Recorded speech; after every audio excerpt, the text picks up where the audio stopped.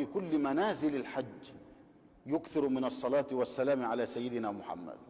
إذا استقبل الكعبة، إذا كان في عرفات، إذا كان عند المشعر الحرام، إذا كان في منى، إذا كان في مزدلفة، لا يراه الناس إلا مصليا على سيدنا محمد. فعوتب في ذلك وسألوه: هل عندك من هذا شيء؟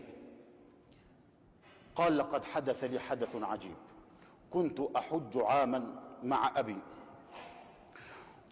وبعد انتهاء مناسك الحج قفلنا راجعين، وفي إحدى المنازل مرض أبي واشتد عليه المرض حتى فارق الدنيا. فنظرت إلى أبي بعد وفاته فرأيته وقد اسود وجهه وازرقت عيناه وانتفخ بطنه.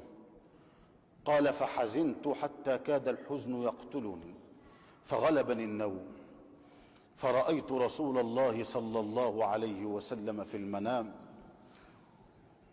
وهو مقبل على أبي بثياب بيض ورائحة عطرة، فمسح وجه أبي فعاد أبيض من اللبن، ومسح على بطنه فعادت كما كانت، حتى إذا ما هم رسول الله بالرحيل قال لي: إن أباك كان كثير المعاصي، لكنه كان دائما يصلي علي،